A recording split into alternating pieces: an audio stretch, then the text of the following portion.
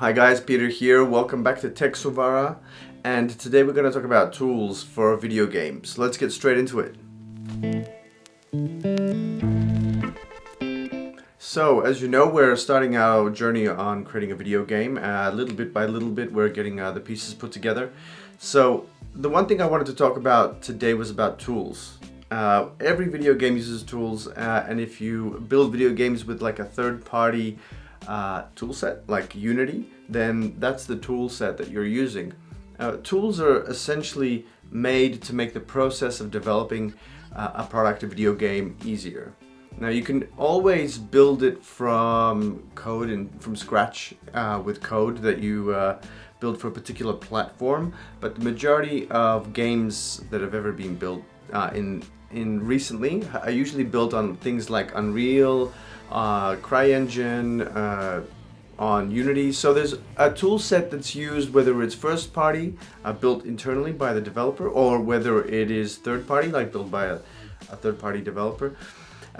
Some tools to build video games can be used online. There are some platforms you can, no code tools. I know that in previous games that I've worked on, there's always been a set of tools that have been built to make the process of building the game easier. So, whether it's a platformer, you would have a tool to build your tiles, to lay out the tiles for the platform game. Whether it's a 3D shooter, then you'd have like a 3D editor.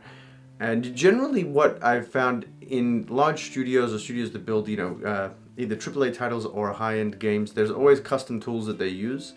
And so for us, we're going to build like an in-game world building tool. So essentially you'll have the same build and you'll have two different targets. One will have like the world editing features, where you can build your sprites, you can build your sprite animations, you can define some states, you can define certain control parameters for the different levels we're going to have.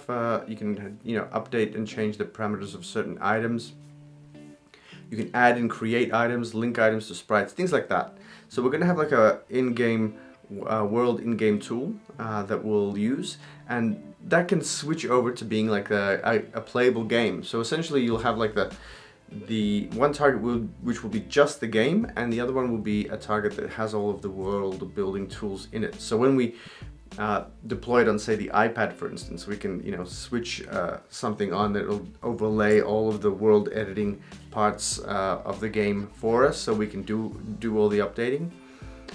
In future, it would be really nice to kind of deploy that live, but I mean the first thing is we want to get like some kind of tool set to build assets for us. So we're going to start that'll be in the game and tech design. So we'll specify what we need in the tech design and the game design, and then we'll build the tool with the game kind of around it first. So that way at least we can start building the actual gameplay with the tool set, and not just building a game with code, so that both myself and my brother can actually make changes to it.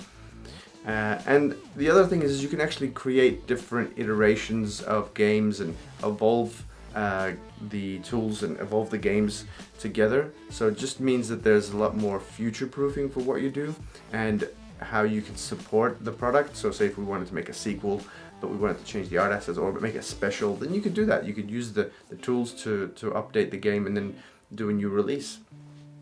So update the assets essentially. So the other tools that we will use will be art asset tools. So we're going to be using a lot of the Adobe suite for art assets and export. We'll be using PNG files, so a lot of the art assets will be converted to PNG. The idea is to just try and create that simple part of the product that you want to do, that make it as simple as possible to get started. And even for a small game like this, it takes time to plan and prepare and to start things. People underestimate how much time it can take to do things, and if you want to do it right, it's good to plan ahead and set up a strategy for how you're going to build these things. And having a tool set to build your game usually it's like you need the tools to build something before you build it, right? So that's what we're doing here. Well guys, thanks for listening in on a quick discussion on tools. We're going to be building our own game building tool. We're not going to use Unity, just to allow us the flexibility and freedom to be more specific about how we optimize things so we can make things faster in the game, and we can also create things that are very specific in the way that we want them. So I'm not going to use Unity, not going to use Unreal. We will be using the Adobe suite for art and graphics, so for actual generation, but we'll be putting together the sprites in our own tool set. Well guys, thanks for listening in, and I will see you at the next one. Bye!